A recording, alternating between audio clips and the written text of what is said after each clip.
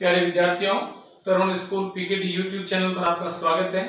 आज हम पढ़ेंगे क्लास 12 राजनीति विज्ञान, जिसमें अपना चैप्टर चल रहा था राजनीतिक संस्कृति।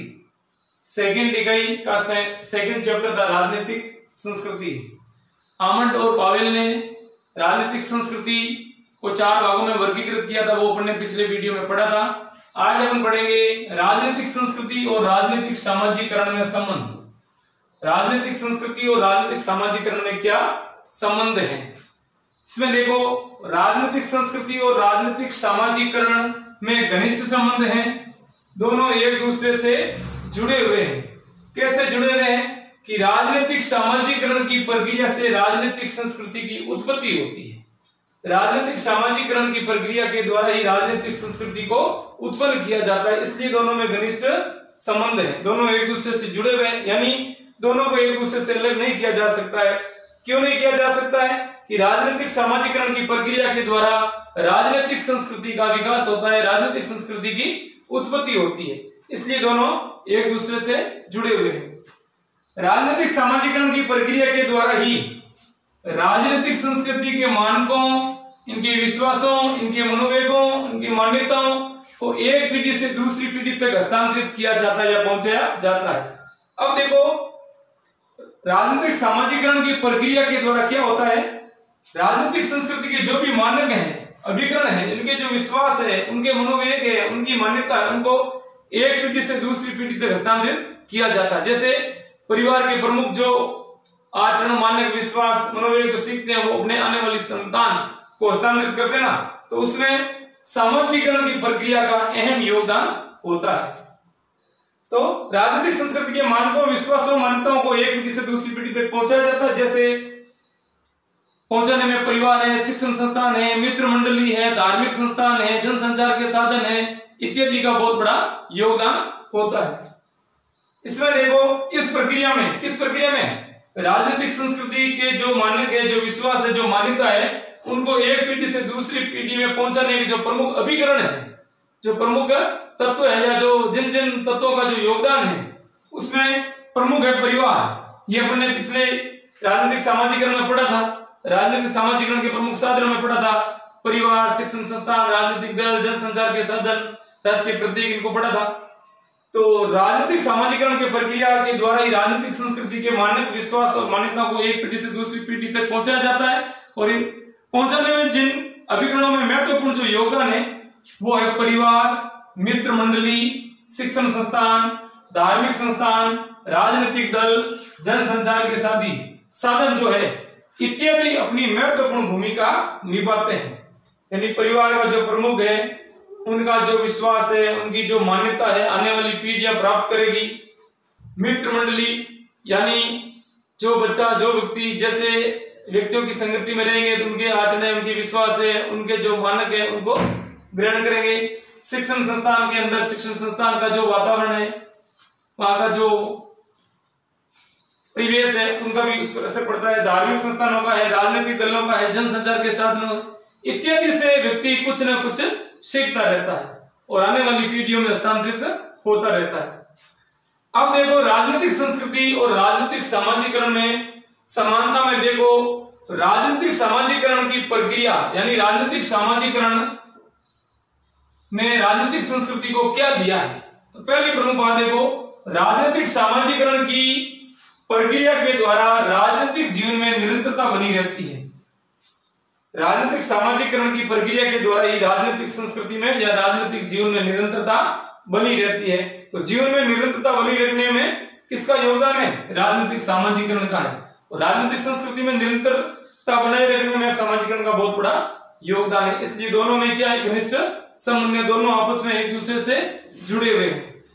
दूसरा देखो, राजनीतिक सामाजिकरण की प्रक्रिया के द्वारा राजनीतिक संस्कृति को बनाए रखा जाता है या उनको उत्पन्न किया जाता है। राजनीतिक सामाजिकरण की प्रक्रिया के द्वारा ही राजनीतिक संस्कृति को उत्पन्न किया जाता है और राजनीतिक संस्कृति को निरंतर बनाए रखा जाता है। क्यों कि ये एक पीढ़ी से दूसरी पीढ़ी तक हस्तांतरित करने में महत्वपूर्ण भूमिका निभाई जाती है इसमें। तीसरा देखो, राजनीतिक सामाजिकरण की प्रक्रिया के द्वारा राजनीतिक संस्कृति में परिवर्तन किया जाता है।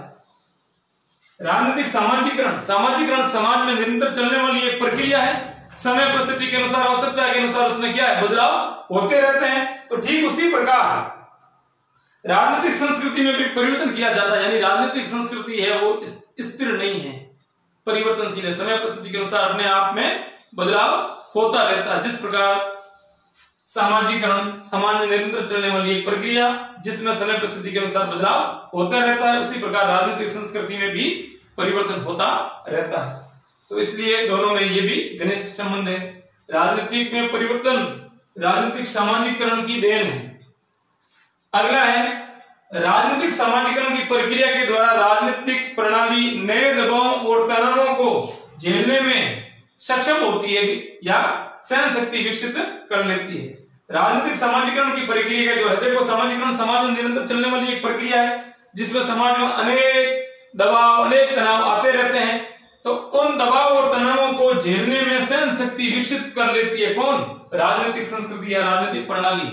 तो ये तनाव और दबाव को झेलने में सहन शक्ति विकसित करने में राजनीतिक सामाजिकरण का बहुत बड़ा योगदान है। इसलिए राजनीतिक संस्कृति और राजनीतिक सामाजिकरण आपस में जुड़े हुए घनिष्ठ संबंध हैं। और अगला देखो, राजनीतिक सामाजिकरण राजनीतिक स्थिरता को बढ़ावा देता है। राजनीतिक स्थिरता को बढ़ावा देना, स्थिरता को बढ़ावा देने का मतलब है राजनीतिक सामाजिकरण जैसे समाज के प्रत्येक व्यक्ति मिलजुल करके रहते हैं, एक दूसरे का सहयोग करते हैं, एक दूसरे का साथ लेते हैं, तो एक मतलब एकजुटता का परिचय, समन्वय का, तालमेल का ये उदाहरण देखने को मिलता है। उसी प्रकार राजनीतिक संस्कृति में भी स्थिरता लाने में राजनीतिक सामाजिकरण का बहुत बड़ा योगदान है। क्यों कि जैसे परिवार के सदस्य मिलजुल करके रहते हैं, तो राजनीतिक क्षेत्र में भी इसका उदाहरण, अपन स्थिरता की बात करें तो गठबंधन वाले जो दल है एक दूसरे का साथ देते हैं, एक दूसरे का साथ देते हैं, मिलजुल करके रहते हैं। तो स्थिरता को बढ़ावा देने में भी राजनीतिक सामाजिकरण का बहुत बड़ा योगदान है।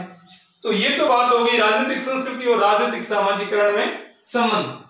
अब है राजनीतिक संस्कृति का महत्व क्या है, हमारे जीवन में राजनीतिक संस्कृति का क्या महत्व है, राजनीतिक संस्कृति के क्या फायदे हैं, क्या लाभ है। तो इसमें देखो, राजनीतिक विज्ञान के क्षेत्र में जब से राजनीतिक संस्कृति का अध्ययन, राजनीतिक संस्कृति के अध्ययन की शुरुआत हुई है, तब से राजनीतिक प्रणाली या संवैधानिक प्रणाली की स्थिरता और अस्थिरता के कारणों पर विशेष ध्यान दिया जाने लगा। यानी राजनीतिक संस्कृति, राजनीतिक विज्ञान के क्षेत्र में जब राजनीतिक संस्कृति के अध्ययन की शुरुआत हुई, तब से राजनीतिक प्रणाली यानी शासन व्यवस्था की स्थिरता और अस्थिरता के कारणों पर विशेष ध्यान दिया जाने लगा। यानी शासन व्यवस्था स्थिर है तो क्यों है, अस्थिर है तो क्यों है, इन पर विशेष ध्यान दिया जाने लगा है। पहला देखो, राजनीतिक संस्कृति की अवधारणा के फलस्वरूप अध्ययनकर्ता का केंद्र बिंदु, अध्ययनकर्ता का केंद्र बिंदु क्या है कि राजनीतिक संस्कृति की अवधारणा का अध्ययन करने वाले जो विचारक थे किस विषय पर चर्चा कर रहे थे, अध्ययन कर रहे थे। अध्ययनकर्ता का केंद्र बिंदु यानी शासन व्यवस्था, सरकार तक, राज व्यवस्था तक सीमित था। औपचारिक संस्थाएं न रह करके, अब औपचारिक संस्थाएं पहले तो क्या सिर्फ शासन व्यवस्था तक अध्ययनकर्ता चर्चा करते थे, अब सिर्फ और सिर्फ शासन व्यवस्था या राज व्यवस्था तक सीमित न रह करके राजनीतिक समाज बन गया है। राजनीतिक समाज बनने का मतलब है कि हर तरह की गतिविधि, व्यक्ति के जो जीवन के अंदर जो विचार, अभिव्यक्ति, क्रियाक्रम जो भी है राजनीतिक गतिविधियों से जुड़े हुए, तो वो राजनीतिक समाज बन गया है। पहले सिर्फ और सिर्फ शासन व्यवस्था तक, राज व्यवस्था तक सीमित था। तो एक महत्व तो ये हुआ है कि अध्ययनकर्ता का जो प्रमुख केंद्र बिंदु शासन व्यवस्था तक था, उनसे निकल करके क्या बन गया, राजनीतिक समाज बन गया है। दूसरा महत्व क्या है या दूसरा फायदा क्या है, राजनीतिक क्रियाओं के अध्ययन में सामाजिक सांस्कृतिक तत्वों का समावेश हुआ है। राजनीतिक क्रिया यानी राजनीतिक गतिविधियां, राजनीतिक कामकाजों के अध्ययन में सामाजिक और सांस्कृतिक तत्वों का समावेश हुआ है। यानी राजनीतिक गतिविधियों में, राजनीतिक क्रियाओं में सामाजिक और सांस्कृतिक तत्वों का समावेश है, उनका मिश्रण हुआ है। एक फायदा ये हुआ। तीसरा देखो, राजनीतिक संस्कृति के द्वारा राजनीतिक अध्ययन में विवेकता आई है। यानी राजनीति का अध्ययन करने में, विवेकता लाने में राजनीतिक संस्कृति का महत्वपूर्ण योगदान है। तो राजनीतिक संस्कृति के द्वारा ही राजनीति के अध्ययन में विवेकता आई है, यानी विवेकता लाने का काम राजनीतिक संस्कृति ने किया है। विवेकता का मतलब सारे जो उचित, वैधानिक, पारदर्शिता लाने में महत्वपूर्ण भूमिका राजनीतिक संस्कृति की रही है। चौथा देखो, राजनीतिक समाज द्वारा विभिन्न दिशाएं ग्रहण करने का कारण बताना है। राजनीतिक समाज द्वारा यानी समाज के जो अलग अलग व्यक्ति है, जो अलग अलग दिशाएं ग्रहण करना, अलग अलग दिशाएं ग्रहण करने का मतलब जो अलग अलग विचारधारा को अपनाते हैं, अलग अलग विचारधारा को बढ़ावा देते हैं, अलग अलग राजनीतिक गतिविधियों में भाग लेते हैं, अलग अलग क्रियाकलापों में भाग लेते हैं, अलग अलग दलों को सपोर्ट करते हैं। तो ऐसे विभिन्न दिशाएं ग्रहण करने का जो कारण है वो कौन बताती है? राजनीतिक संस्कृति बताती है। क्यों? कि अलग अलग विचारधाराएं उत्पन्न हुई, अलग अलग विचारधाराओं को बढ़ावा मिला। क्यों मिला? ये राजनीतिक संस्कृति बताती है। और अगला लास्ट है, राजनीतिक सामाजिकरण का अध्ययन सरल हो जाता है, यानी राजनीतिक सामाजिकरण का अध्ययन राजनीतिक संस्कृति की वजह से आसान हो जाता है, सरल हो जाता है। तथा राजनीतिक मान्यताओं को यानी राजनीतिक मान्यता, विश्वास, मनोवेगों को एक पीढ़ी से दूसरी पीढ़ी को हस्तांतरित करने में राजनीतिक संस्कृति का महत्वपूर्ण योगदान है। यानी परिवार का जो बच्चा है, परिवार की जो संस्कृति है, परिवार की जो राजनीतिक संस्कृति है, उनको देखेगा तो वैसी ही आदतें हैं, वैसी ही उनकी सूझबूझ है, वैसी ही उनकी विचारधारा है, उनको वो क्या करेगा? ग्रहण करेगा। तो राजनीतिक मान्यता, विश्वास, मनोवेग इत्यादि को, मानकों को एक पीढ़ी से दूसरी पीढ़ी में हस्तांतरित करने में राजनीतिक संस्कृति का महत्वपूर्ण योगदान है। तो ये तो हो गया राजनीतिक संस्कृति का महत्व है। अब इस प्रकार अपना ये जो चैप्टर है राजनीतिक संस्कृति, सेकेंड यूनिट का सेकेंड चैप्टर राजनीतिक संस्कृति पूरा होता है। अब अपन अगले नेक्स्ट वीडियो के अंदर पढ़ेंगे राजनीतिक सहभागिता। धन्यवाद।